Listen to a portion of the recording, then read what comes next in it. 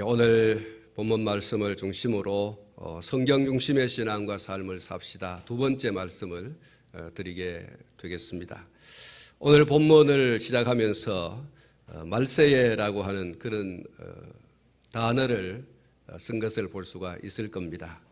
말세라고 하는 것은 마지막 날, 세상 끝날을 말세라고 그렇게 말합니다. 좀 더 말씀을 드리면 예수님께서 오시는 그날까지의 날을 말세 그렇게 말하고 있습니다. 예수님께서 오시는 날은 말세지 말이지요. 말세 중에서도 말세, 그것이 말세지 말입니다. 예수님 오시는 바로 그날이 말세의 말세 그렇게 말할 수 있습니다. 사랑하는 성도 여러분, 우리는 지금 말세지 말을 살아가는 중에 있다 그렇게 말할 수 있습니다. 그만큼 예수님의 재림이 가까워졌다 그런 말씀이고, 그런 의미에서 우리는 더 긴장하고 예수님의 재림을 맞이할 준비를 철저하게 해야 되는 것입니다.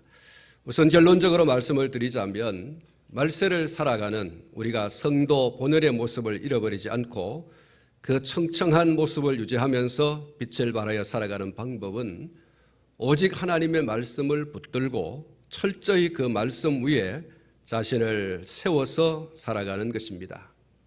이제 말세에 나타나는 여러 가지 현상들을 오늘 이 본문 말씀을 통해서 살펴보게 될 텐데, 이러한 말세의 현상들 가운데서도 성도가 하나님의 말씀 중심이라고 하는 그 신앙, 그리고 그 말씀을 충분하게 견지해 나가야 한다는 것을 명심하고, 오늘 이 말씀을 상고하면서 말세에 나타나는 현상들 가운데서도 나는 하나님의 말씀 위에 신앙과 삶을 굳건하게 세워가야 되겠다. 말씀 중심의 신앙과 삶을 세워가는 성도가 되어져야 하겠다. 이런 다짐과 결심을 새롭게 하는 그런 시간이 될 수 있기를 주님의 이름으로 축복합니다.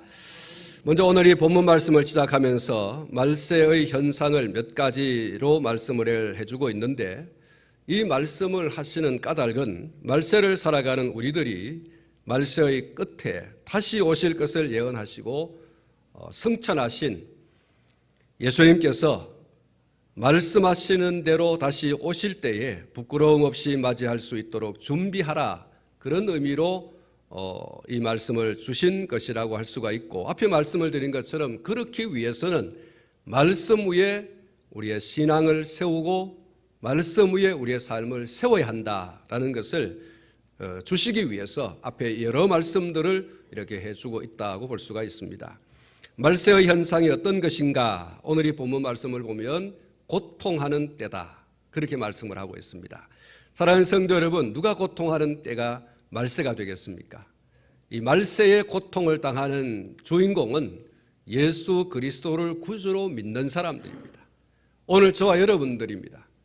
예수님을 구주로 믿고 다시 오실 예수님을 맞이할 준비를 하고 있는 성도가 말세에 고통을 당한다 그렇게 말씀을 하고 있습니다. 오늘 본문 12절 말씀에 아주 명확하게 말씀을 해주고 있습니다. 무릇 그리스도 예수 안에서 경건하게 살고자 하는 자는 박해를 받으리라. 말세는 예수님을 구주로 믿는 성경대로의 믿음으로 살아가려고 하면, 성경대로 경건하게 살려고 하면 할수록 더 고통을 받는 때가 될 것이다. 여러분, 이 말씀을 바꾸어서 말하면 차라리 예수님을 믿지 않으면 더 편안한 말세를 살아갈 수 있을 것이다, 그런 말씀이 되는 거죠. 더 믿음으로 살려고 하면, 더 경건하게 살려고 하면, 더 하나님의 말씀 붙들고 그 말씀대로 살아가려고 하면 할수록 성도는 고통을 당한다. 그러면 고통 안 당하려면 어떻게 합니까? 성경대로 안 살면 되죠. 성경대로의 신앙과 성경대로의 삶에서 떠나버리면 고통당할 게 없어요. 세상 사람들처럼, 하나님을 알지 못하는 사람처럼, 예수님을 믿지 않는 사람들처럼, 예수님의 재림을 기다리지 않는 사람들처럼 먹고 마시고 입고 짝짝꿍이 되어가지고 그렇게 살아가면 고통당할 이유가 전혀 없다는 거예요. 편안한 그런 말세를 살아갈 수가 있다. 그런데 예수님의 재림을 기다리는 성도라고 한다면 그렇게 살아갈 수가 없는 거죠. 그런 짬뽕 신앙으로, 그런 짬뽕 삶으로 살아갈 수 없다는 거예요. 성도는 비빔밥 신앙 되면 안 됩니다. 이것도 좋고 저것도 좋고 좋은 게 좋다 이렇게 하면서 신앙이 그렇게 물들어져 가고 삶이 그렇게 물들어져 가면 주님 맞이할 준비가 안 되는 거죠. 진정한 성도다 그렇게 말할 수 없는 것입니다. 사랑하는 성도 여러분, 말세에 나타나는 경건하게 살고자 하는 참 예수쟁이들을 고통스럽게 하는 것들이 무엇일까? 오늘 이 본문 말씀에 여러 가지 말씀을 해주고 있는데 그 첫 번째가 자기 중심적으로 살아가는 사람들의 삶의 스타일이다. 그것이 성도를 말세에 아주 고통스럽게 하는 것들이라고 말씀을 하고 있습니다. 2절부터 5절 말씀에 있는 내용이 바로 그것입니다. 사람들이 자기를 사랑하며 돈을 사랑하며 자랑하며 교만하며 비방하며 부모를 거역하며 감사하지 아니하며 거룩하지 아니하며 무정하며 원통함을 풀지 아니하며 모함하며 절제하지 못하며 사나우며 선한 것을 좋아하지 아니하며 배신하며 조급하며 자만하며 쾌락을 사랑하기를 하나님 사랑하는 것보다 더하며 경건의 모양은 있으나 경건의 능력은 부인하니 이 같은 자들에게서 내가 돌아서라. 이 2절부터 5절 말씀에 나오는 이 모든 내용이 자기 중심적인 삶을 살아가는 사람들의 삶의 스타일이고 이것은 말세에 나타나는 현상들이라 그랬어요. 더 많이, 더 확실하게 이렇게 살아가는 삶의 스타일이 드러나게 되어질 것이고 이러한 삶의 스타일 때문에 성도는 성경 위에 신앙을 세우고 성경 위에 삶을 세워가는 성도는 고통을 당한다는 거예요. 사랑하는 성도 여러분, 말세에 나타나는 자기 중심적인 삶의 스타일 가운데 하나가 자기 사랑, 자기 애착이라고 말씀하고 있지 않습니까? 성경은 철저히 사랑을 강조하고 있습니다. 그런데 그 사랑이 어떤 사랑입니까? 하나님 사랑, 사람 사랑. 하나님 사랑, 사람 사랑. 이 두 가지를 말하고 있지 않습니까? 그런데 말세가 되면 세상은 두말할 것도 없지만 성도라고 하는 사람들 가운데서도 마저도 성경이 가르치는 하나님 사랑과 이웃 사랑에서 멀어지고 자기 중심적인 사랑에 빠져들게 되어진다. 자기 자신을 사랑하는 것을 위해서라고 하면 어떤 행위를 해도 괜찮다. 자기 자신을 위해서는 수백 수천만 원의 돈을 쓰면서도 하나님을 위해서 이웃을 위해서 쓰는 것은 허비요 낭비라고 생각을 하는 것입니다. 사랑하는 성도 여러분, 질병을 치료하기 위한 것이 아닌 먹고 입고 마시는 것에 많은 돈을 쏟아붓지 않기를 바랍니다. 그것 때문에 돈을 빌리고 빚을 지는 그런 일이 없기를 바랍니다. 우리가 자기 사랑, 자기 애착에서 하나님께로 그리고 이웃에게로 눈을 돌려 살아가라는 것이 성경의 가르침이요 성경의 교훈이라고 한다면 성도는 말세를 살아가면서 그것에 더 열정적인, 더 열심 있는 그런 삶을 살아가야 되는 것이죠. 세상은 자꾸 자기 사랑하는 것으로 치장을 하고 포장을 하고 그렇게 나아간다 할지라도 성도는 성경이 가르치는 바대로의 삶을 살아가는 그 스타일을 구기지 말아야 됩니다. 할렐루야. 세상은 자기 사랑에 빠진다 할지라도 성도는 하나님을 사랑하고 이웃을 사랑하는 그런 사랑으로 말세를 살아가야 합니다.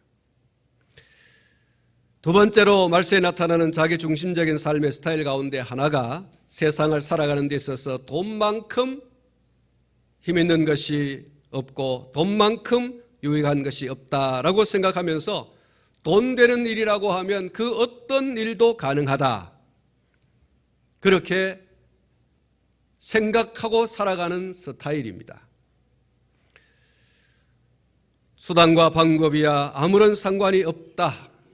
일단 돈이 있고 봐야 사람 대접받고 살아간다라고 하는 생각에 빠지고, 그래서 그 생각을 구체적으로 실현하기 위해서 수단과 방법을 가리지 않고 돈을 모으는 것입니다.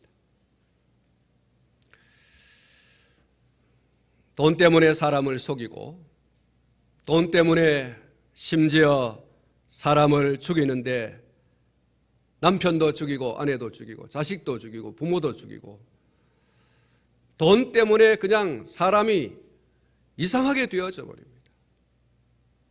돈을 사랑함이 일만하게 뿌리라고 했지 않습니까? 그런데 이 일만하게 뿌린 돈을 사랑하는 것이 말세지 말에 사람들 가운데서 드러나게 될 것이고, 그러한 세상의 현상 속에서 성도는 많은 고통을 당하게 될 것이다.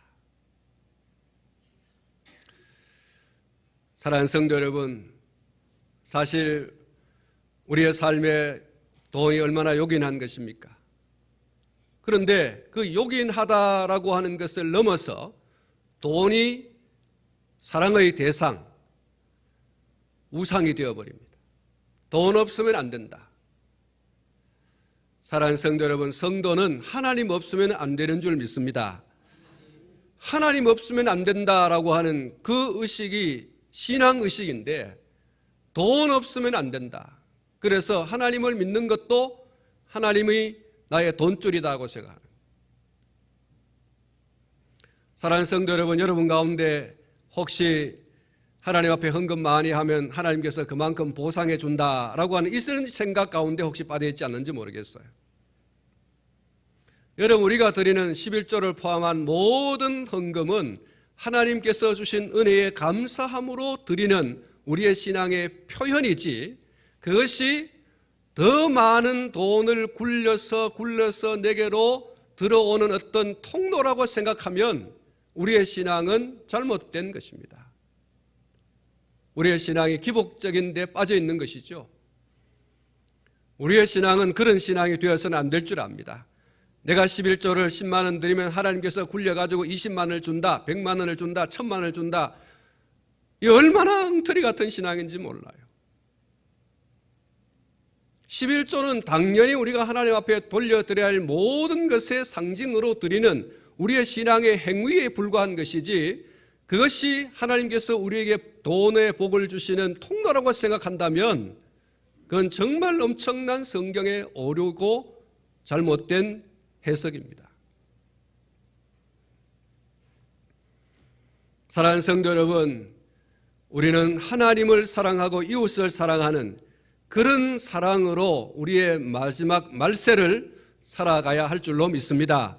그것이 선명해야 됩니다. 세상 사람들은 돈 그러면서 그렇게 돈을 쫓아가지만, 성도는 하나님을 사랑하고 사람을 사랑함으로써 성경을 이루어가는 그런 삶, 그 경건한 삶을 이 말세에 살아가야 하는 것입니다. 그리고 말세에 나타나는 자기중심적인 삶의 스타일 가운데 하나가 자기를 자랑하고 교만하다, 그렇게 말씀을 하고 있습니다. 이것은 그리스도인의 삶과는 정반대의 삶이지 않습니까? 성도의 삶은 먹든지 마시든지 무엇을 하든지 다 하나님의 영광을 위한 삶입니다. 그리고 베드로전서 4장 11절에서 말씀하고 있는, 만일 누가 말하려면 하나님의 말씀을 하는 것 같이 하고 누가 봉사하려면 하나님이 공급하시는 힘으로 하는 것 같이 하라. 이런 범사의 예수 그리스도로 말미암아 하나님이 영광을 받으시게 하려 함이니 그에게 영광과 권능이 세세에 무궁하도록 있느니라. 할렐루야. 진정한 그리스도인으로 사는 모습이 이런 모습이에요. 다 하나님의 은혜입니다. 다 하나님의 도우심 덕분입니다. 다 하나님께서 축복해 주신 덕분입니다. 그래서 하나님께서 영광을 받으시게 하는 거지요. 우리가 예수님을 믿고 여기까지 오게 된 것과 이후에 천국에 넉넉히 들어가게 되는 것까지 이 모든 것이 하나님의 값없이 베풀어 주시는 은혜 없이는 가능하지 않다. 이 모든 것이 하나님의 은혜다. 내가 숨쉬고 있는 것도, 내가 물을 마셔 그것이 목구멍으로 넘어가 온몸에 퍼지는 것도, 내가 음식을 먹어 그것이 몸속에 들어가서 그것이 피로 되어 내 건강을 유지하게 하는 그 모든 것들도, 내가 기침 하나 하는 것도, 내가 오른쪽 눈 왼쪽 눈으로 세상을 보는 것도, 내가 오른쪽 귀 왼쪽 귀로 듣는 것도 다 하나님의 은혜다. 사랑하는 성도 여러분, 우리 머리에 머리털 나는 것도 하나님의 은혜예요. 어떤 사람은 자고 일하면 쑥 빠지고, 자고 일하면 쑥 빠지고, 어떤 사람은 자고 일하면 눈썹이 쑥 들러 빠지고, 어떤 사람은 손가락이 하나씩 둘씩 잘려져 나가고. 여러분, 자고 일라도 우리 손이 여전히 그대로 있고, 자고 일라도 우리의 눈이 그대로 있고, 자고 일라도 우리의 두 귀가 그대로 들려지고 하는 이 모든 것이 은혜예요. 여러분, 중환자실에 가면 자기 혼자의 그 몸도 이쪽으로 뒤척 저쪽으로 뒤척 하지 못하는 그런 분들이 얼마나 많아요. 우리 자력으로 숨 쉴 수 있는 이 호흡하는 이것이 여러분 얼마나 큰 은혜인지 몰라요. 은혜 아닌 것이 하나도 없는 줄로 믿습니다. 다 하나님의 은혜예요. 찬송가 301장에 지금까지 지내온 것 주의 크신 은혜라. 한이 없는 주의 사랑 어찌 이루 말하랴. 자라 깨나 주의 손이 항상 살펴주시고 모든 일을 주 안에서 형통하게 하시네. 사랑하는 성도 여러분, 내 자랑할 시간이 없어요. 교만할 시간이 없어요. 하나님의 은혜만, 하나님의 은혜를 자랑하기만 해도 부족한데 어떻게 자기 자랑을, 내가 잘났어, 내가 뭘 했어. 사랑하는 성도 여러분, 하나님의 은혜 아니면 우리는 한 손가락도 움직일 수 없는 그런 사람이에요. 그런 하나님의 은혜 속에 살면서 어떻게 내 자랑합니까? 다 하나님의 은혜로 살아가게 되는 줄로 믿습니다. 그래서 여러분, 하나님 자랑하고 하나님 높여드리고 이렇게 살아가는 것이 말세를 살아가는 성도의 삶의 스타일이에요. 근데 하나님을 알지 못하는, 예수님의 재림을 기다리지 않는 믿음 없는 사람들은 자기 자랑과 교만에 빠져 있다는 거예요. 그 스타일, 자기중심적인 삶이에요. 그런 스타일로 살아가지만 성도는 그렇게 살아서는 안 된다.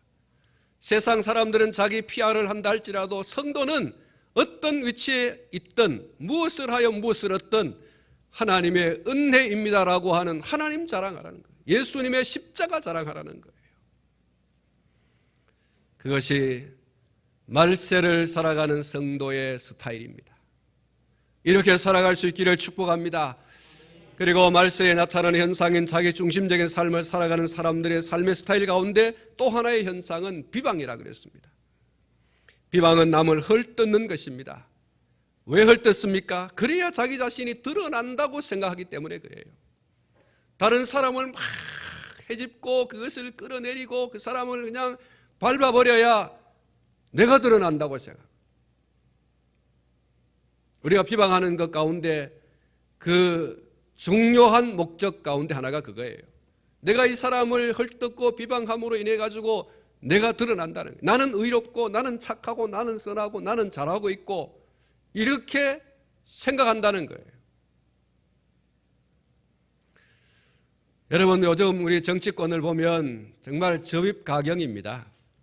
서로 자신이 대통령이 되기에 적임자다 그렇게 야단을 하면서 현직 대통령과 예비 대통령 주자 서로를 헐뜯는 그런 말들을 예사로 하고 있는 것을 우리가 듣고 그리고 영상을 통해서 보지 않습니까? 정말 말 한마디 하기 무섭게 돌아서서 물어뜯는 그런 모습을 봅니다. 나는 대통령의 적임자지만 저 사람은 안 된다. 저 사람은 이래서 안 되고 저래서 안 되고 뭐 사돈의 8촌 뭐 걸친 거 이런 거 한번 보라 말이야. 이 사람이 대통령이 되겠냐고 하는 온갖 이야기들로 상대방을 비방하는 그런 내용들을 우리가 보고 있습니다.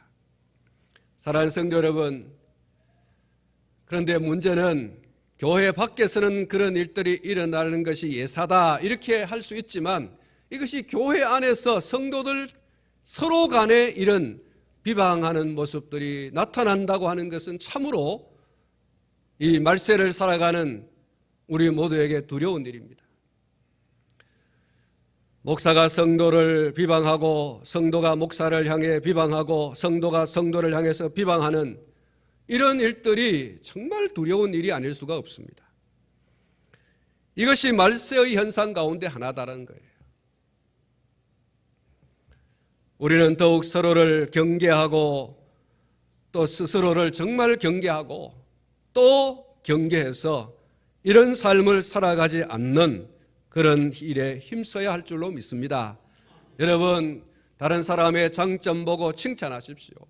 다른 사람의 장점을 보고 그것을 드러내어서 칭찬을 해 주십시오. 어떻게든 흠을 잡아서, 약점을 잡아서 헐뜯고, 나는 의롭고, 나는 깨끗하고, 나는 선하고, 나는 착하고, 나는 좋은 사람이다, 그렇게 자기를 드러내려고 하지 말고, 세상은 그렇게 돌아간다 할지라도 성도들은 그리스도 예수 안에서 성령의 하나 되게 하신 성도끼리는 그 하나 되게 하신 것을 힘써 지키도록, 그것은 서로 서로를 세워가는 거예요. 그러지 않으면 여러분 무너지게 되는 겁니다. 사업은 오열되는 거예요. 여러분 앞뒤 좌우에 계시는 성도들을 바라보면서 나는 오늘 저 성도에게 무엇을 자랑할까? 저 성도의 무엇을 보고 내가 좀 칭찬해 줄까? 무엇을 보고 내가 좀 더 저 사람을 높여줄까? 여러분 좀 그렇게 좀 생각해 보세요.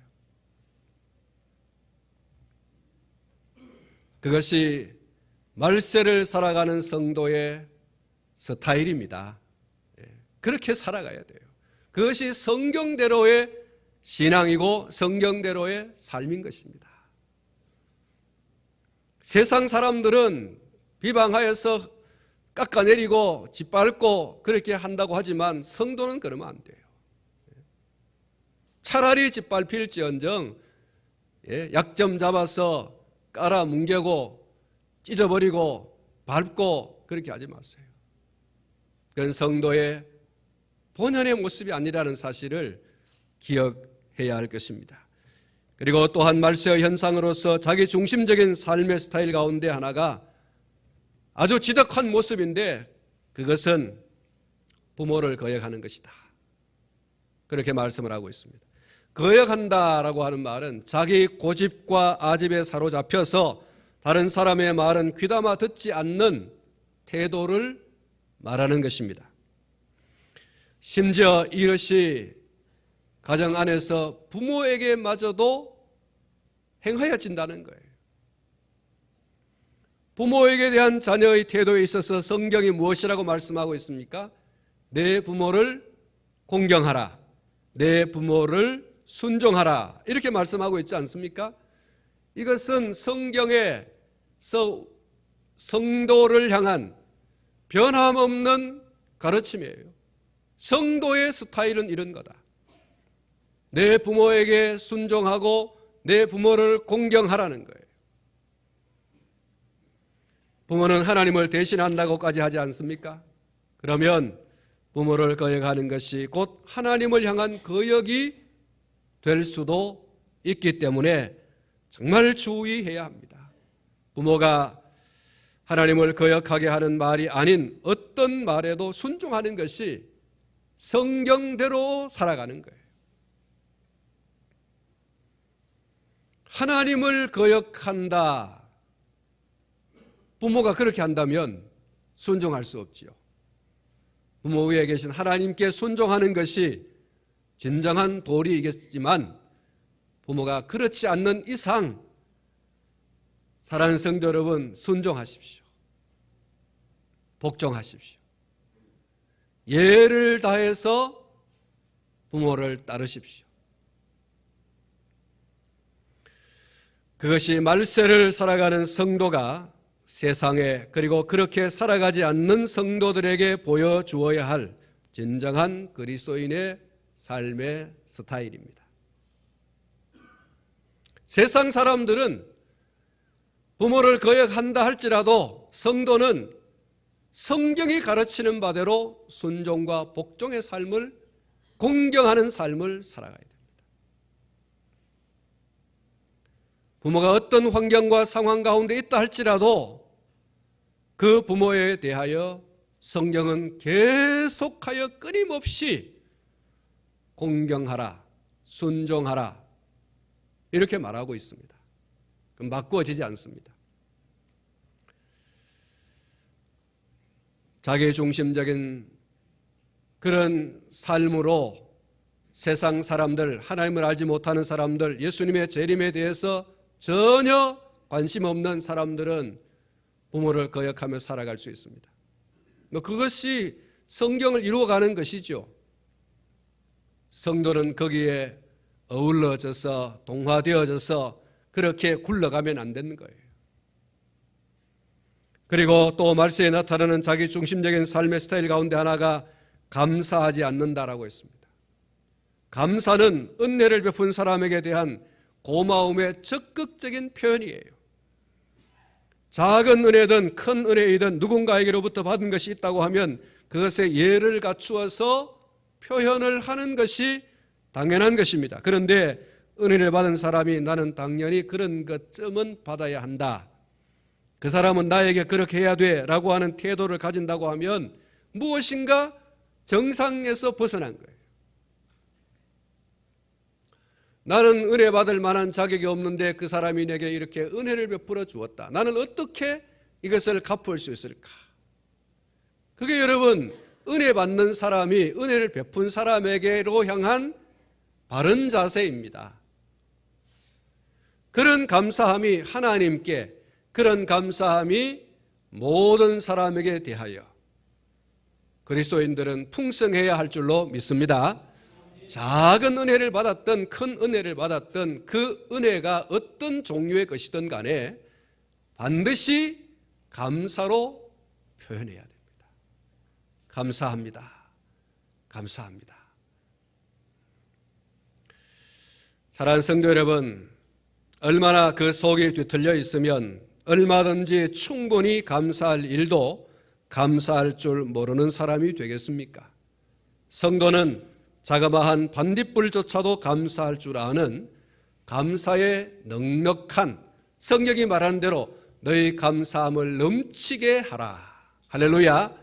감사함을 넘치게 하라.